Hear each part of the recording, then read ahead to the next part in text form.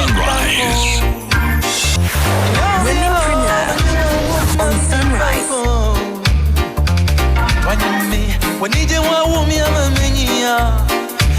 Well, thank you for sticking with us from 5:55 in the morning all the way up until now. Now, the entire month of May is dedicated to the family and the family unit right here on 3FM 92.7. Of course, Mother's Day is fast approaching. It's on Sunday, May 14. Now, as part of our efforts to knowledge share, to delve into matters concerning the family, we're speaking this morning with Dr. Edith Yaba Swanzy of the Trust Hospital. We're talking about women's health and some of the issues that afflict us as women. Doc, a very good morning to you. Welcome. Good morning. Thank you for welcoming me. I like this shirt of yours. It's very colorful. Thank you. Yeah, suits you. Good vibrancy for the morning. I'm enjoying it. But thank you for joining us. It's Family Month all throughout the month of May right here on 3FM Sunrise. And of course, as I mentioned, Mother's Day is fast approaching and we're celebrating moms and also hoping that we can keep ourselves as women healthy, encourage our sisters, cousins, aunties, and moms as well to be healthy. So let's dive straight into the discussion. When we talk about women's health, is it something, very peculiar, separate from, other issues, men's health? Why is it important for us to, carve out this space to specifically speak about our issues and our health woes? Okay, thank you so much. So as we are preparing to celebrate Mother's Day, as you said, Trust Hospital really appreciates the unique challenges that today's woman faces, juggling work, family, social activities, and the fact that we don't really take time off to take care of ourselves. We're taking care of everybody. That's right. And neglecting our own selves and our health. So women's health is basically addressing health needs peculiar to women. That's not to say that we don't have certain health needs that overlap with that of men. Right. With WHO's top 10, you see hypertension, diabetes, and that is also seen in men. But today we just want to focus on us. Right. And the things that particularly pertain to us. And that would basically be organs that we have that men don't have. Okay. And the unique challenges that we have because of our hormonal issues and all that. So that's what we're talking about today. All right. So to give us some insights for the uninitiated, what are the top 5 diseases that are peculiar to women, that affect women? Okay, so the first would be cardiovascular disease, which is both for men and women. Okay. And right now it's increasing because of lack of exercise and all that. So that would be our number 1, but not in any particular order. The top 5 would be cancer for women, cancer, both breast cancer, cervical cancer, our reproductive health challenges, maternal health challenges, infections such as HIV, STIs, and then yes, so that would be our top 5. So if we look at hypertension, cancers, reproductive health, maternal health, and the infections, HIV and STIs. Yes. Yeah. So can we break that down a little bit? Of course, when we talk about cancer, very soon, towards the end of the year, we'll be thinking about breast cancer awareness, which we know overwhelmingly affects women. Only about, 1% of men are afflicted with breast cancer. That's something I'm sure is high on the radar as well. Yes. So even when you look at the cancers, breast cancer is higher than cervical and ovarian cancer.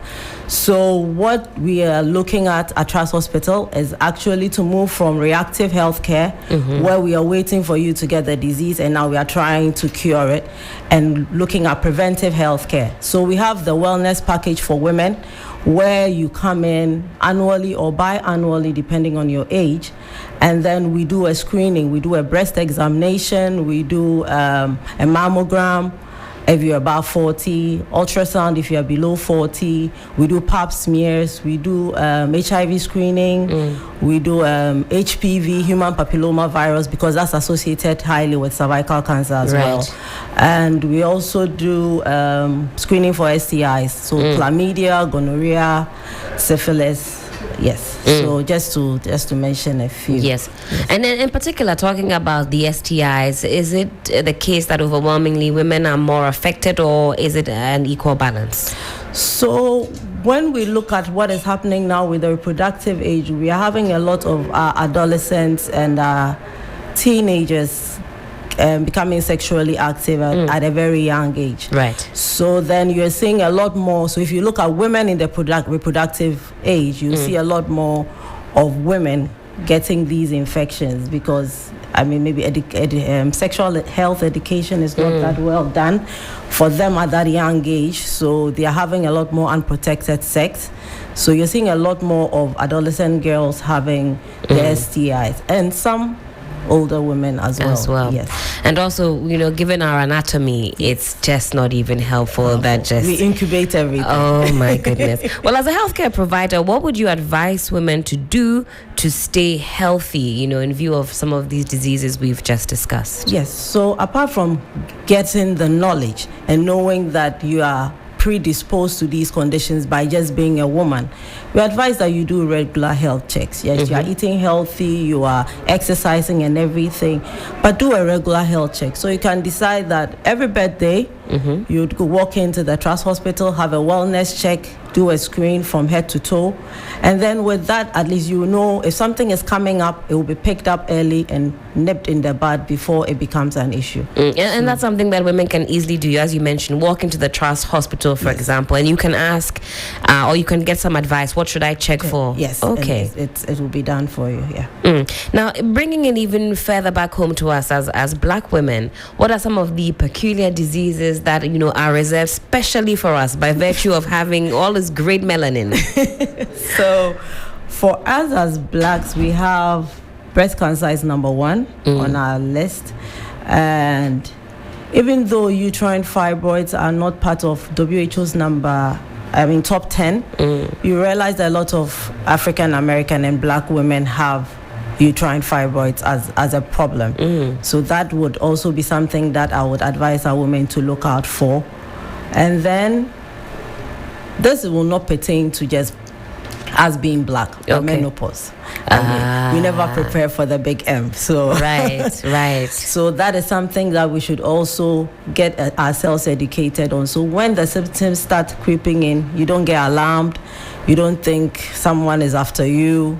You just go in, have a discussion with the healthcare provider, and then things will be broken down for you. Because some people, because they are not prepared for it, they get depressed, they get all these psychological challenges, they cannot sleep, and all those things are some of the symptoms of menopause. I was even going to ask, if you are not prepared for menopause, I'm sure that can come as quite a shock. Yes.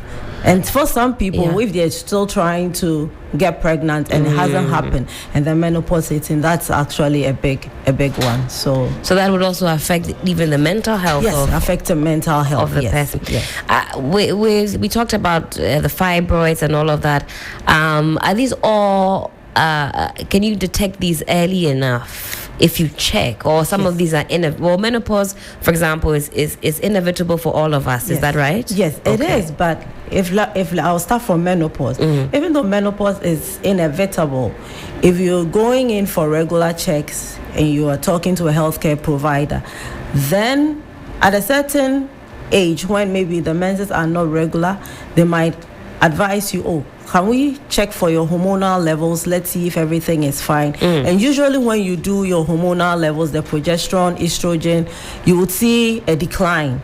And then your doctor can say, I think we are approaching this point in your life, so maybe let's put you on some vitamins, let's do this, eat this.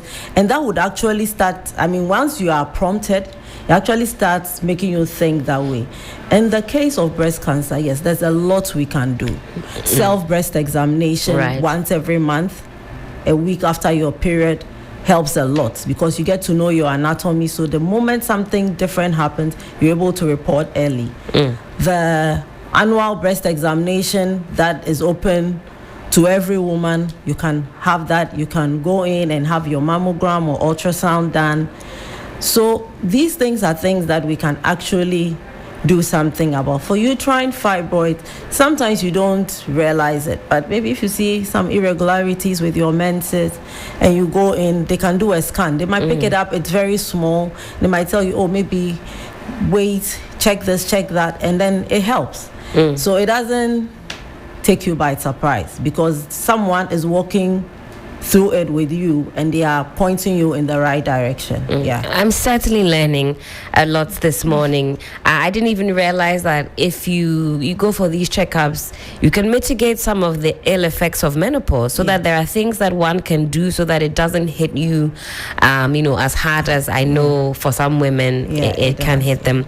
Well, time check, it is some 10 minutes past the hour of 9. You're still live here on 3FM Sunrise on 3FM 92.7. We're here with Dr. Edith Swanzy of the Trust Hospital, talking about women's health and some of the things that are peculiar to us women in particular. Now, let's talk a little bit about pregnancy. That's something that's very peculiar to us as women.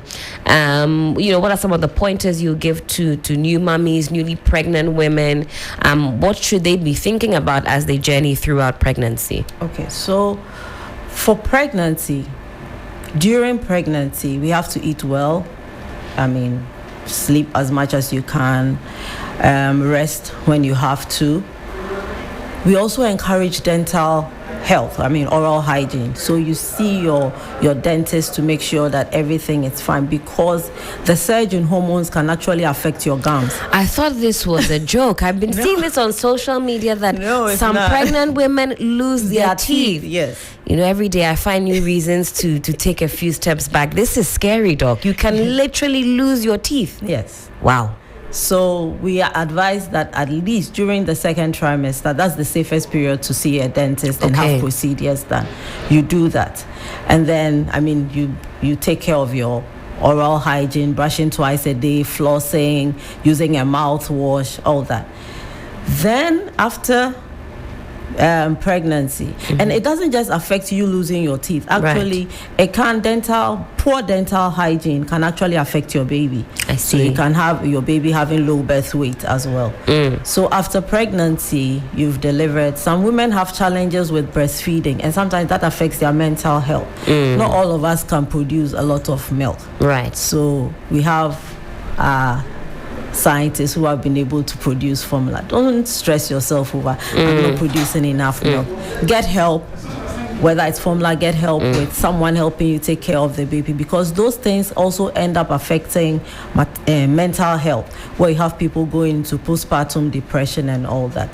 So looking at that was what I'll say about pregnancy. And the other thing I would like to throw in is that fibroids have also been seen to affect pregnancy, but it depends on where your fibroids are. So if it's a submucosal fibroid, then the gynecologist is worried. But usually when it's subserosal, they are not so worried. Okay. So, yes. Wow.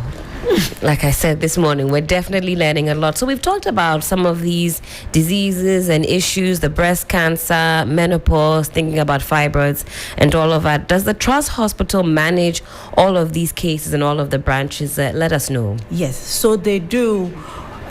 We have, so let's say for the oncology unit, it's only at the premium center, where when they've diagnosed, if they had to do surgery, they've done that, then it's fully state of the art. You go there and then they take care of your chemotherapy and other associated help that you need. The only thing we don't have is the radiotherapy unit. Okay. But the other branches all take care of women's health. So we have the wellness packages in all our clinics and hospitals. So when you walk in to the front desk, you'll be taken through, and it's not stressful at all. It's just straight to the point. Straight to the point.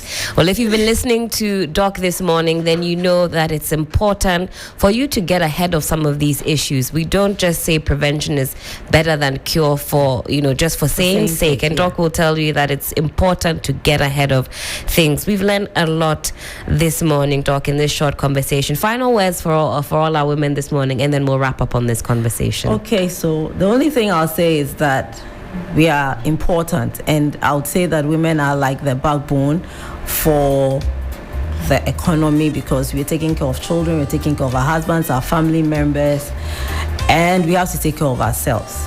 apart from us taking care of family, we are also now working to also support the economy of the country. That's right. So let's make that conscious effort and if you can't get your mom anything or your sister anything, get them to Trust Hospital and let them have a wellness check. And that would actually go a long way to help them. Yes. Thank you. Thank you so much, Doc. Well, off the back of that, Mother's Day is approaching. And as Doc says, if you haven't already thought of a present, why not something related to mom's health? And that's going to go a long way to preserving her life, keeping her around for much longer. Well, the 3 Foundation, in partnership with the Trust Hospital, present MG's Mother's Day celebration. Now, this one is on the 12th of May, so just before Mother's Day, on the Friday, 10 a.m. at the Executive Theatre. It's on our compound here at our premises from 10 a.m. to 11 a.m. There's going to be a women's health talk by Dr. Nanama Abankwa, and then from 11 a.m. to 11:30 there will be a Q&A session, so you can ask your questions. And then from 11:30 a.m. to 3 p.m., very important, one-on-one consultations and health screening. What a treat for all of us, for moms, sisters, everybody. So do come around. 12th May. This one is in partnership with the Trust Hospital. Come and listen and get some more knowledge, more education, and also take advantage of the consultation and the health screening. Again, Doc, thank you so much for speaking with us, and thank you for your time. Thank you for having me.